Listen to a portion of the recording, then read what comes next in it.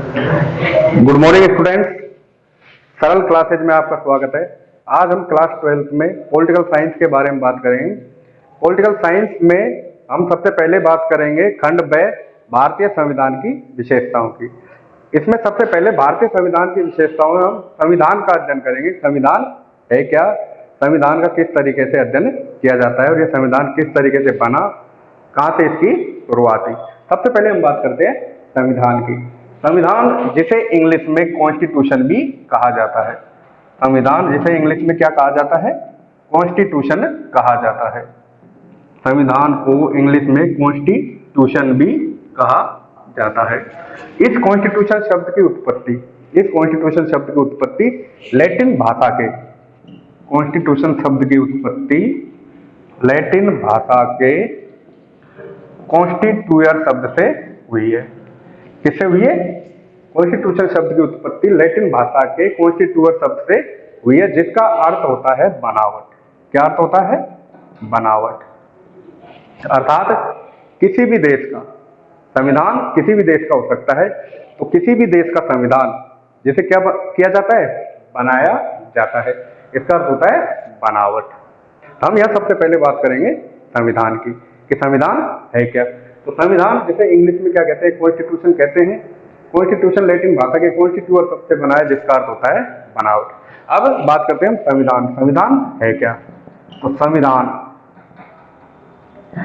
संविधान किसी भी देश की शासन व्यवस्था को सुचारू रूप से चलाने के लिए उनके नियमों, कानूनों एवं विधि की जो आवश्यकता होती है, उसे हम क्या कहते हैं, संविधान कहते हैं। किसी भी देश की शासन व्यवस्था को सुचारू रूप से चलाने के लिए कुछ नियम कानूनों की आवश्यकता होती है, उसे हम क्या कहते हैं, संविधान कहते हैं। सबसे पहले संविधान की बात करेंगे। तो संविधान किसके लिए होता है? संविधान होता है जनता के लिए। किसके लिए होता है? जनता के लिए। किसके द्वारा बनाया जाता है? जनता के द्वारा बनाया जाता है। जनता के द्वारा बनाया जाता है।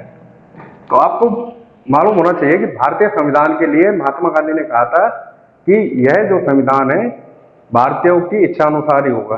किसकी इच्छा अनुसार होगा? भारतीयों की इच्छा अनुसार होगा। संविधान एक कानूनी प्रलेख है। संविधान एक कानूनी प्रलेख है जिसमें देश की शासन व्यवस्थाओं को संचालित किया जाता है। किसको संचालित किया जाता है? देश की शासन व्यवस्थाओं को संचालित किया जाता है। संविधान एक आदर्श एवं सर्वोत्तम विधि है। संविधान क्या है? संविधान एक आदर्श एवं सर्वोत्तम विधि है। संविधान एक आदर्श एवं सर्वोत्तम विधि है। क्या है संविधान? संविधान एक आदर्श एवं सर्वोत्तम विधि है। संविधान सभा का अभी हम बात कर रहे हैं विश्व की। किसकी बात कर रहे हैं? विश्व की। तो विश्व में संविधान सभा का विचार देने वाला जो प्रथम व्यक्ति था, विश्व में संविधान सभा का विचार देने वाला जो प्रथम व्यक्ति था, वो थे सर हेनरी मैन। विश्व में संविधान सभा का विचार देने वाला प्रथम व्यक्ति कौन था? सर हेनरी मैन था। ये सर हेनरी मैन कहाँ के थे? ये सर हेनरी मैन थे अमेरिका के। कहाँ के थे? अमेरिका के। तो विश्व में सर्वप्रथम संविधान का विचार देने वाले व्यक्ति कौन थे? Sir Henry man. और ये सर हेनरी मैन कहाँ के थे? अमेरिका के थे। अब बात करते हैं विश्व के प्राचीनतम संविधान की। तो विश्व का जो प्राचीनतम संविधान है वो किस देश का है? तो विश्व का जो प्राचीनतम संविधान है, विश्व का प्राचीनतम संविधान किस देश का है? तो यहां हम बात करेंगे कि विश्व का प्राचीनतम संविधान अमेरिका का है, जिसे हम यहाँ संयुक्त राज्य अमेरिका कहते हैं या यूएसए भी कहते हैं। क्या कहते हैं? संयुक्त राज्य अमेरिका या यूएसए भी कहते हैं। उसके बाद कि संयुक्त राज्य अमेरिका का संविधान कब बना था? तो संयुक्त राज्य अमेरिका का संविधान 4 जून 1789 को बना था। कब बना था? 4 जून 1789 को बना था। अब संविधान के भी दो प्रकार होते हैं। एक संविधान होता है लिखित। कैसा होता है? लिखित। दूसरा होता है संविधान अलिखित। लिखित और अलिखित में क्या अंतर है? लिखित संविधान वह होता है जो संविधान उस देश के नागरिकों के द्वारा लिखा हुआ जाता है। अलिखित संविधान वह होता है जो उस देश की परंपराओं पर या प्राचीन व्यवस्थाओं पर आधारित होता है। ये लिखित और अलिखित दो संविधान होते। तो यहाँ लिखित संविधान की अगर हम बात करें, लिखित संविधान की अगर हम बात करें तो प्राचीन रूप से लिखित संविधान यहाँ किस देश का माना जाता है? अमेरिका और जापान का। किसका माना जाता है? अमेरिका और जापान का। अलिखित संविधान किस देश का माना जाता है?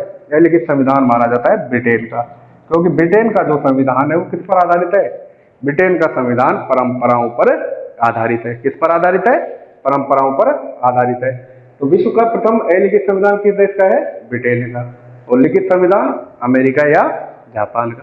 ये दोनों इसलिए है कि अमेरिका का जो संविधान है वो प्राचीन है, जापान का संविधान है वो आधुनिक है लिखित रूप से। वैसे तो हमारा भारत देश का संविधान भी कैसा संविधान है? लिखित संविधान है। ये हो गई विश्व के संविधान की बात कि विश्व में सबसे पहले संविधान सभा का विचार किसने दिया था? सर हेनरी मैन ने। विश्व में सबसे पहले संविधान सभा का विचार किस व्यक्ति ने दिया था? सर हेनरी मैन ने। ये अमेरिका के थे। 4 जून 1789 को इन्होंने यह विचार दिया था। तो इसको हम अभी साफ कर लेते हैं, उसके बाद हम पढ़ेंगे भारतीय संविधान को। तो भारतीय संविधान की अगर हम बात करें तो भारतीय संविधान का जिस तरह से विश्व में सबसे पहले दर्शन किया था किसने? सर हेनरी मैन ने। किसने किया था? सर हेनरी मैन ने। उसी तरह से अब हम भारतीय संविधान की बात करते हैं। तो भारतीय संविधान सभा, अब हम बात करते हैं भारतीय संविधान की। तो भारतीय संविधान सभा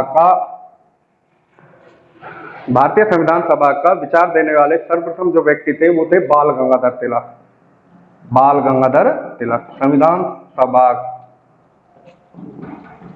का विचार देने वाले या दर्शन कराने वाले जो प्रथम व्यक्ति थे, कौन थे? बाल गंगाधर तिलक, जिन्होंने 1895 के स्वराज विधेयक में, जिन्होंने 1895 के स्वराज विधेयक में 1895 के स्वराज विधेयक में हमें भारतीय संविधान के क्या करवाए थे? दर्शन करवाए थे। क्या करवाए थे? दर्शन। किसने? बाल गंगाधर तिलक ने। भारतीय संविधान की हम बात करें तो भारतीय संविधान सभा के विचार का सर्वप्रथम दर्शन बाल गंगाधर तिलक ने 1895 में स्वराज विधेयक में करवाए थे। किसमें करवाए थे? स्वराज विधेयक में करवाए थे, जो हमें मिलता है, दर्शन मिलता है। उसके बाद संविधान सभा पर, उसके बाद संविधान सभा पर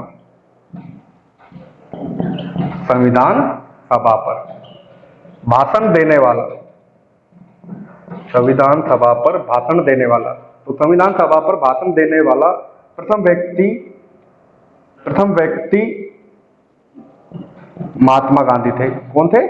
महात्मा गांधी थे। संविधान सभा पर भाषण देने वाले प्रथम व्यक्ति कौन थे?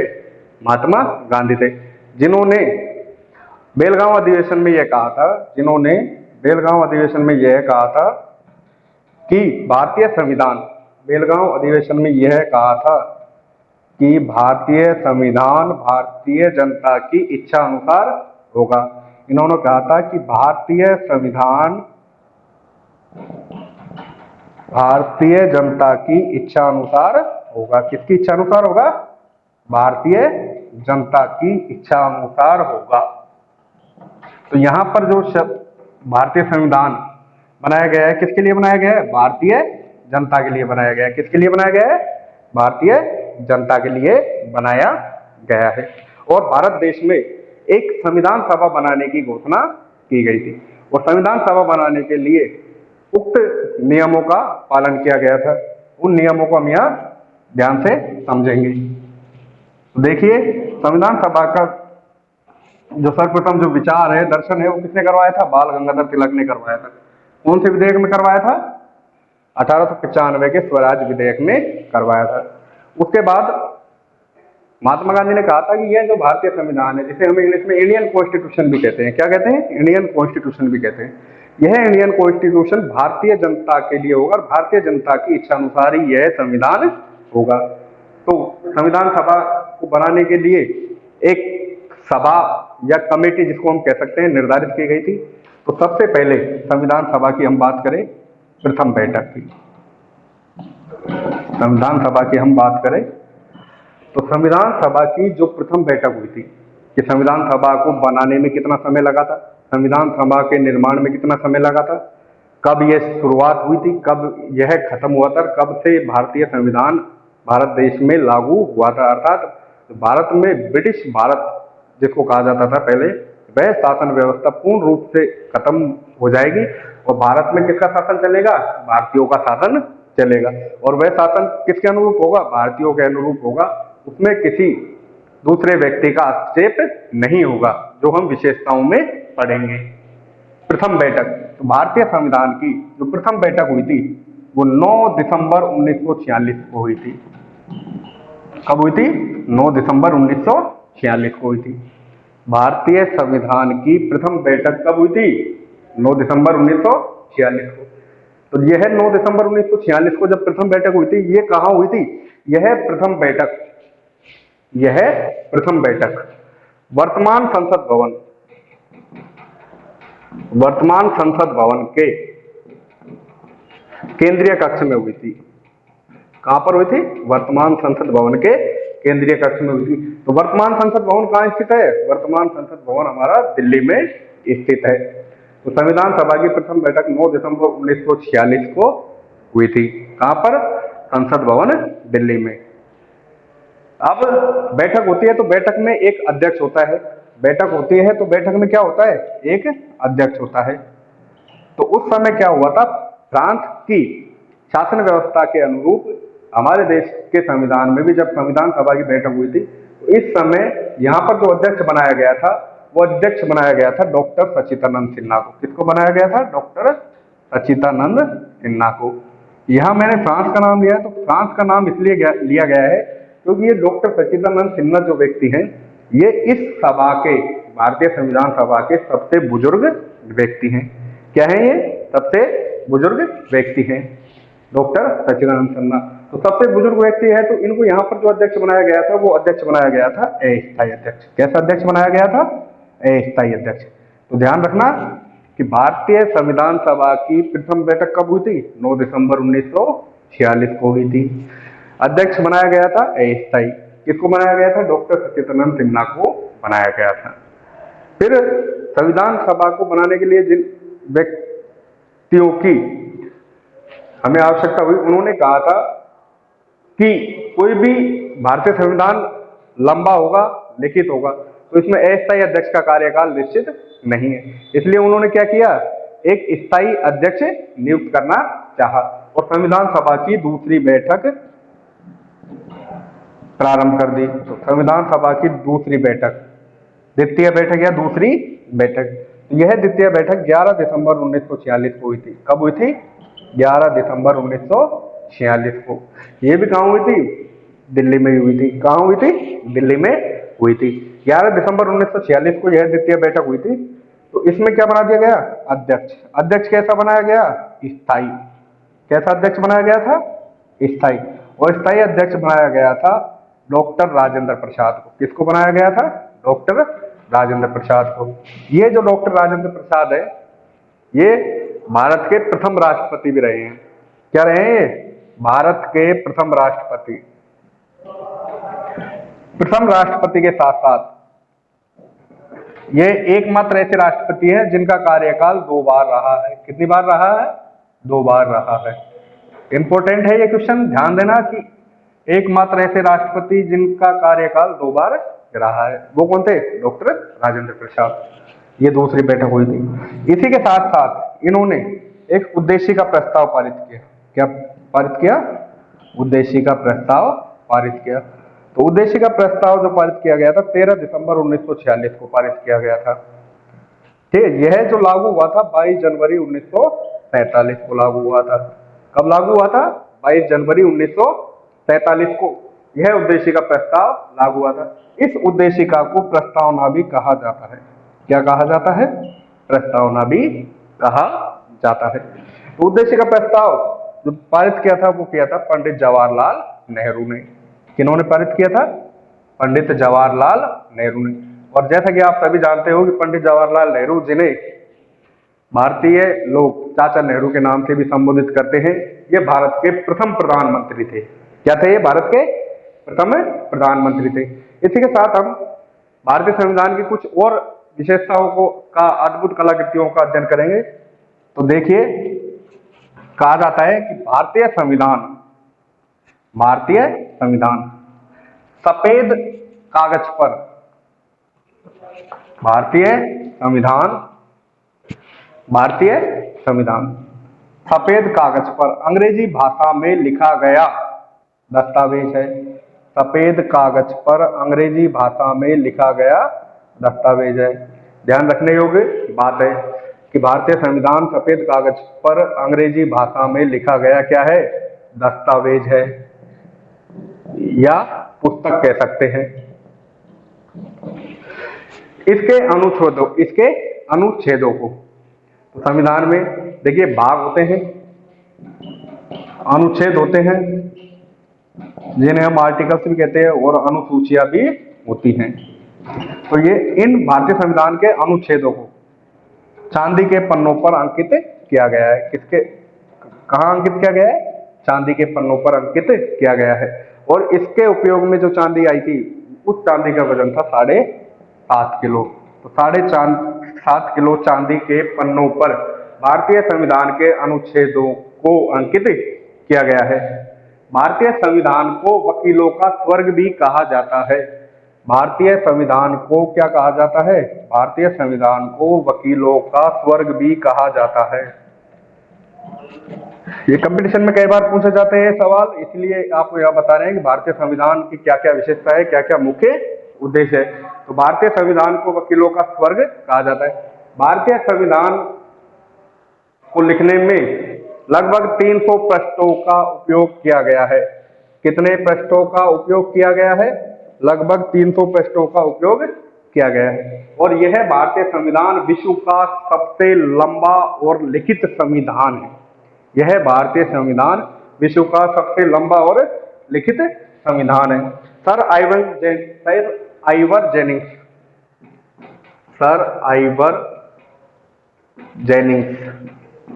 ने भारतीय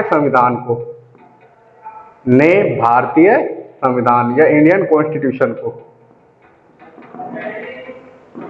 ध्यान दे रहे हैं यहाँ किसका नाम ले रहा हूं मैं? Sir Ivor Jennings. तो सर आइवर जेनिंग्स ने भारतीय संविधान को विश्व का सबसे बड़ा संविधान कहा है। किसका संविधान कहा है? सर आइवर जेनिंग्स ने भारतीय संविधान को विश्व का सबसे बड़ा संविधान कहा है। तो सबसे बड़ा संविधान इसलिए कहा गया है क्योंकि भारतीय संविधान यहां मैंने आपको बताया कि 9 दिसंबर 1946 से लिखना आरंभ हुआ था और 26 नवंबर 1949 तक यह बनकर तैयार हुआ, अधिनियमित हुआ। मूल संविधान, ये क्या था? मूल संविधान। तो मूल संविधान में भाग 22 थे। कितने भाग थे? 22। अनुच्छेदों की हम बात करें तो अनुच्छेद 395। मूल संविधान में जो अनुसूचियों की संख्या थी, वो 8 थी। कितनी थी? 8। अनुसूचियों की संख्या 8 थी। परंतु वर्तमान संविधान में भाग 22 है, अनुच्छेद 395 है, और अनुसूचियों की संख्या 8 से बढ़ाकर कितनी कर दी गई है? 12। कितनी कर दी गई है? 12। तो वर्तमान संविधान में भाग 22 अनुच्छेद 395 और अनुसूचियों की संख्या कितनी हो गई? 12। ठीक है ना? तो यहां भारत के संविधान को आइवर जेनिंग्स के द्वारा विश्व का सबसे बड़ा विस्तृत या विशाल संविधान कहा गया है, क्योंकि इसकी तुलना में अन्य देशों के संविधान बहुत छोटे हैं।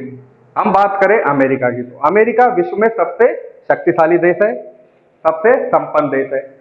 तो अमेरिका जो देश है, संविधान की दृष्टि से विश्व में सबसे छोटा देश है। अमेरिका विश्व का सबसे छोटा देश संविधान की दृष्टि से, या अमेरिका का संविधान विश्व में सबसे छोटा है। कितने अनुच्छेद है? मात्र 7 या 7 आर्टिकल। कितने अनुच्छेद है? 7। इसी के साथ हम आगे पढ़ेंगे भारतीय संविधान की विशेषताओं को। भारतीय संविधान की विशेषता, जो कि आपके सिलेबस में वर्णित है। अब हम अध्ययन करेंगे संविधान की विशेषताओं का, कि भारतीय संविधान में किन किन विशेषताओं को ग्रहण किया गया है। भारतीय संविधान की विशेषताएं।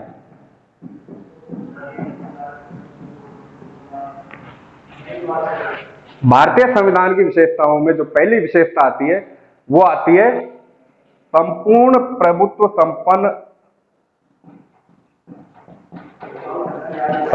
प्रभुत्व संपन्न लोकतंत्रात्मक गणराज्य। पहली विशेषता कौन सी आती है? संपूर्ण प्रभुत्व संपन्न लोकतंत्रात्मक गणराज्य। भारतीय संविधान की विशेषताओं के बारे में हम पढ़ रहे हैं। पहली विशेषता जो आएगी वो आएगी संपूर्ण प्रभुत्व संपन्न लोकतंत्रात्मक गणराज्य।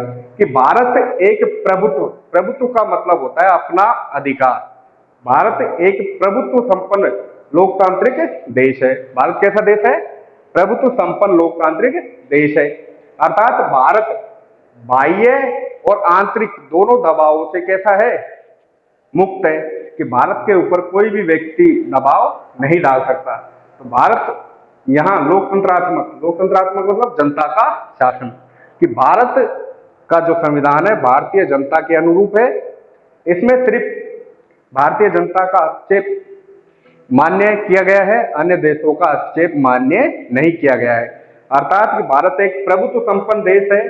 अर्थात भारत बाह्य नियंत्रण व दबाव से सर्वथा मुक्त है।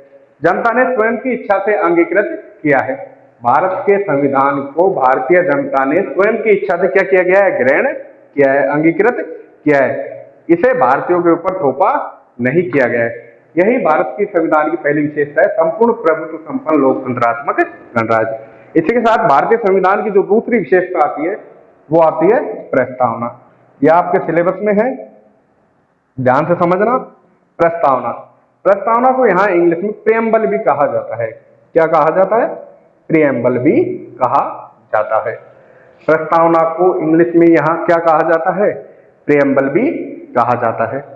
तो प्रस्तावना जिसे इंग्लिश में क्या कहा जाता है? प्रीएम्बल भी कहा जाता है। प्रस्तावना में मौलिक उद्देश्यों को दर्शाया गया है। किसको दर्शाया गया है? मौलिक उद्देश्यों एवं लक्ष्यों को दर्शाया गया है। वह लक्ष्यों को दर्शाया गया है प्रस्तावना में।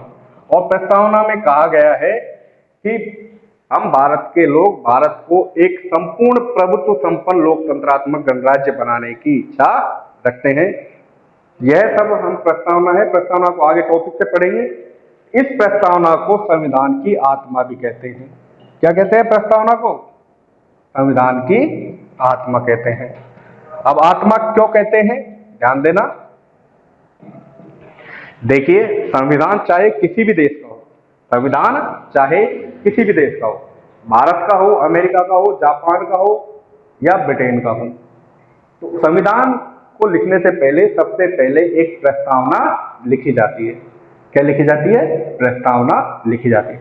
उस प्रस्तावना में संविधान का निचोड़ संकलित किया जाता है। क्या किया जाता है? निचोड़ संकलित किया जाता है, जिसे हम इंग्लिश में क्या कहते हैं? प्रीएम्बल कहते हैं। एवं मौलिक उद्देश्य व लक्ष्यों को दर्शाया गया है। प्रस्तावना को यहाँ संविधान की आत्मा कहते हैं। भारतीय संविधान में एक महत्वपूर्ण व्यक्ति जिनका नाम है डॉक्टर के.एम. मुंशी। क्या नाम है? के.एम. मुंशी। तो डॉक्टर के.एम. मुंशी ने भारतीय संविधान की प्रस्तावना को राजनीतिक कुंडली कहा है। प्रस्तावना को क्या कहा है? राजनीतिक कुंडली कहा है।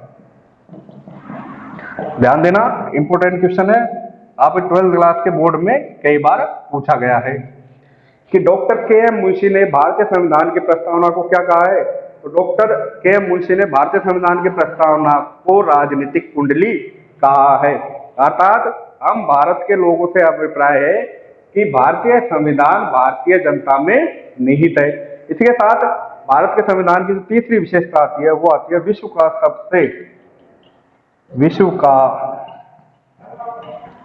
सबसे विशाल संविधान।